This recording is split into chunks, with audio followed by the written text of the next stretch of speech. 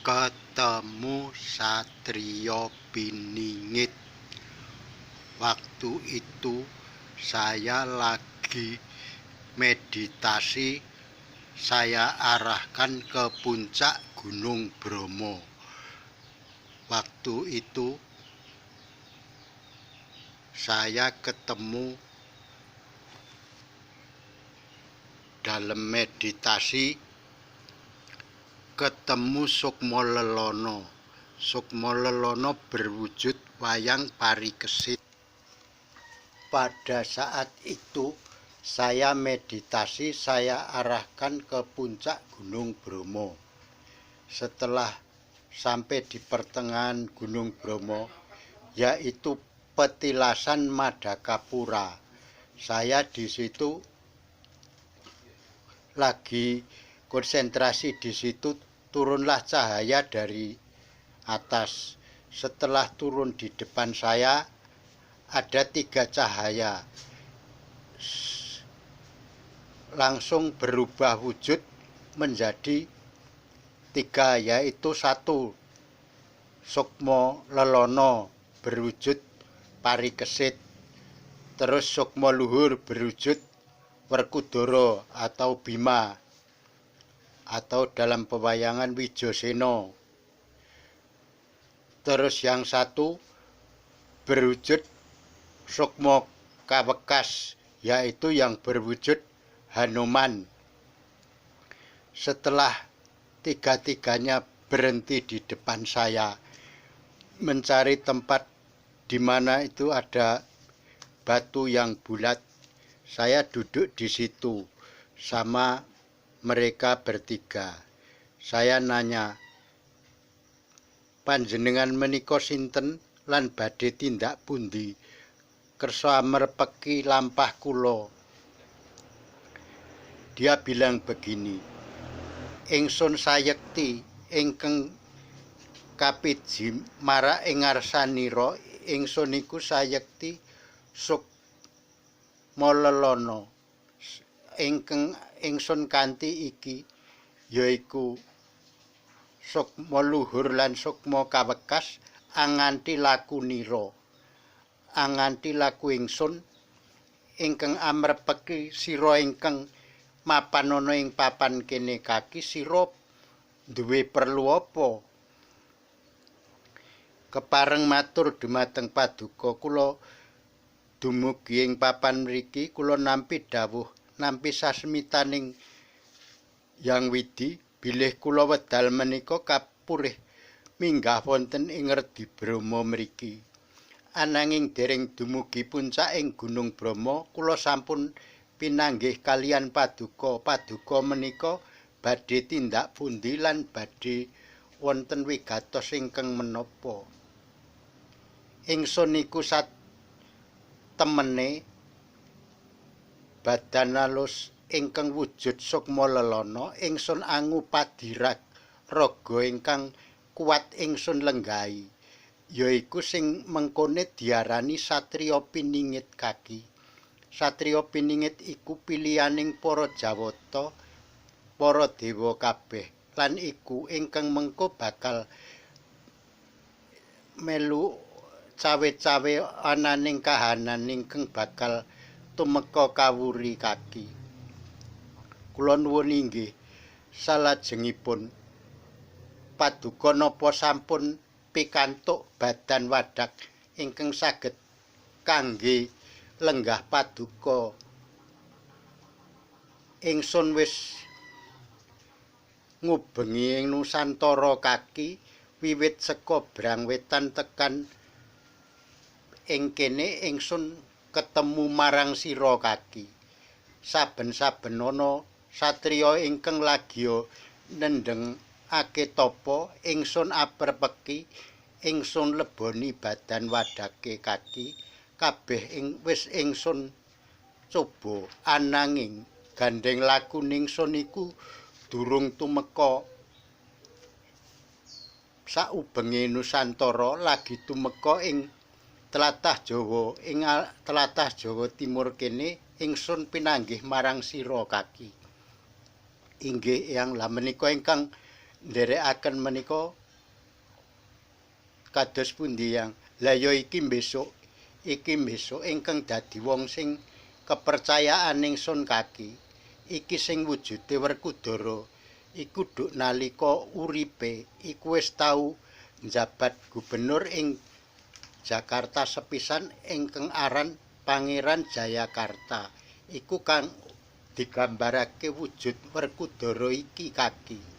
Salajengipun menika wonten Hanuman.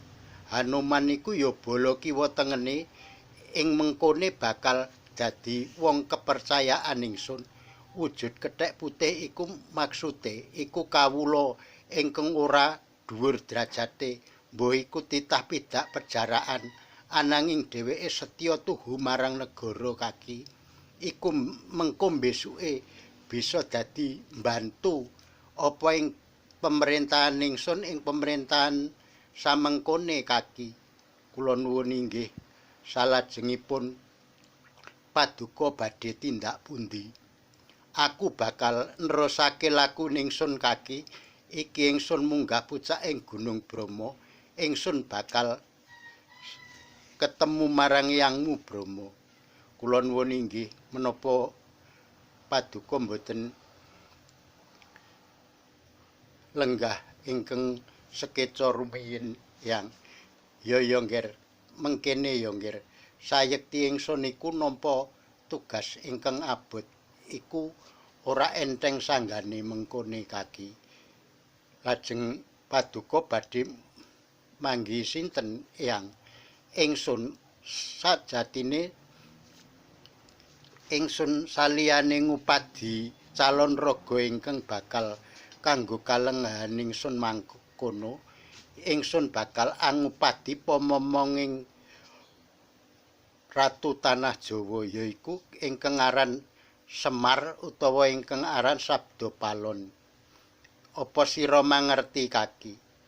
Nggih yen menawi Eyang Sabdapalon menika sejatosipun sampun lenggah wonten sangajeng paduka menika Eyang menika yen boten klentu wonten cahya ingkang mandhap menika yen boten klentu Eyang Sabdapalon menika. Sampunipun mekaten muncul Eyang Sabdapalon. Wonten dawuh menapa Gus? Eyang Sabdapalon, kula wedal menika nampi dawuh Yang Widi bilih kula kedah madosi raga calon titisan kula ing mangke Eyang Sabdapalon. Mbok bilih kersa anyarirani pribadi monggo kita sareng-sareng amat angupadi calon kula ingkang kula lenggahi samangke Eyang Sabdapalon. Monggo kula dherekaken pundi wonten papan dunungipun ingkang saged panjenengan lenggahi utawi ingkang panjenengan rasuk ing wedal menika panjenengan nembe madosi calon papan padununganing Badan Sukma Paduka. Monggo kula dherekaken. Setelah itu Eyang Sabdapalon, Eyang Sukma Lelono pergi meninggalkan. Nah itu setelah beliau pergi, saya bilang sama Werkudara dan Anoman, kae sejatine sapa Anoman? Anggih menika penderek kula nalika jaman ing Kediri rumiyin menika nggih Hyang Prabu Jayabaya piyambak. Dados panjenengan pun boten istilahipun boten kekilapan malih bilih menika estu Eyang Paduka piyambak. Oh nggih kados ngaten Eyang Hanuman. Monggo kula dherekaken paduka madosi calon bendoro paduka utawi calon pemimpin paduka. Nggih yen mekaten kula nyuwun pamit. Setelah mereka berdua pergi, itu saya akan menceritakan bagaimana kisahnya Eyang Prabu Jayabaya bisa menemukan Hanuman dan juga menemukan Werkudara dalam pewayangan. Dalam kisah Mahabharata, setelah selesainya perang Baratayuda, itu yang menggantikan adalah Parikesit. Parikesit itu punya keturunan anak cucu sampailah kepada Sang Prabu Sri Aji Jayabaya. Setelah masa berlakunya Eyang Prabu Sri Aji Jayabaya itu mau meninggal, Sang Sri Aji Jayabaya menitis ke Eyang Prabu Anglingdarma. Karena waktu itu terjadi perang besar antara Kediri dengan Kerajaan Prahastina. Di dalam sejarah ini tanah Jawa itu diceritakan perginya Hanuman dari Eyang Sri Aji Jayabaya ya karena ada kesalahpahaman.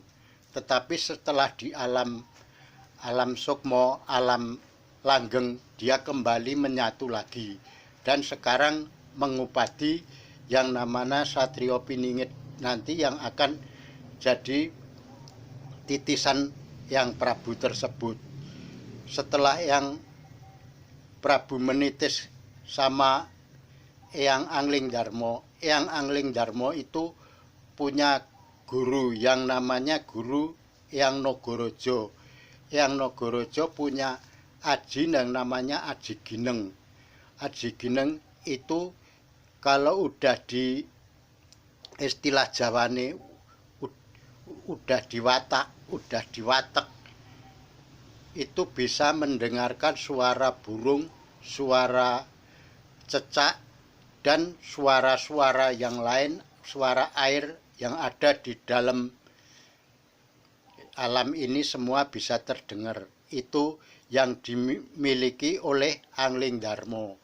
Anglingdarma diberi pusaka oleh Eyang Prabu Jayabaya namanya pusaka Pasopati. Pasopati adalah pusaka andalan Eyang Sri Aji Prabu Anglingdarma.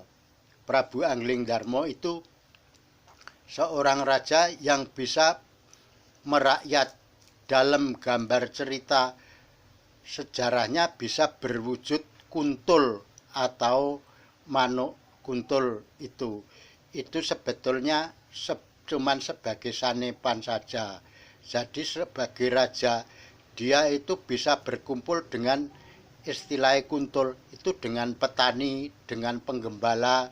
Dia seorang raja yang tidak hanya di istana saja. Itu makanya di dalam cerita digambarkan bisa berubah jadi kuntul. Kuntul atau meliwis putih.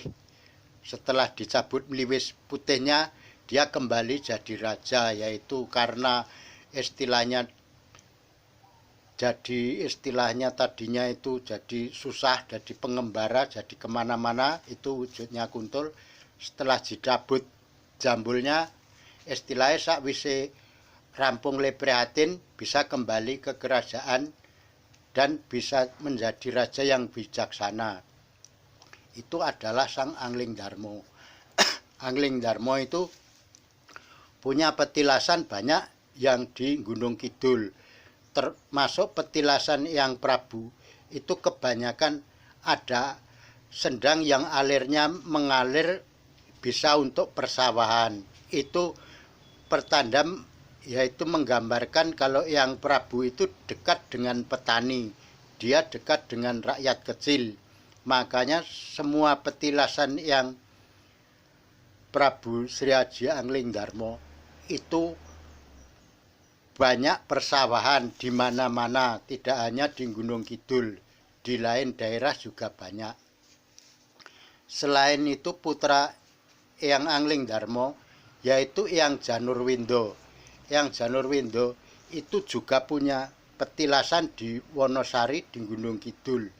Juga ada sendang, suatu sendang yang saya lihat waktu saya ngambil airnya, itu keluar perempuan cantik yang berubah wujud dari dalam air itu, mengasih saran kepada saya kalau semua yang ada di dalam air, di dalam angin, di dalam tanah itu semua sebetulnya adalah makhluk semua yang harus dilindungi dan juga saling melindungi. Jadi kalau sampean minta air kepada saya, saya kasih, coba lihat di dalam air itu ada apa. Setelah saya ngambil air, saya taruh dalam botol. Di dalam botol itu ada wewujudan, waktu itu ada wayang Gatotkaca Hanuman. Itu menandakan bahwa air itu udah ada khasiatnya. Ya udah, sekian dulu. Mudah-mudahan kalau bisa menjadi penghibur para pemirsa dan para skriber semua. Saya mengucapkan terima kasih.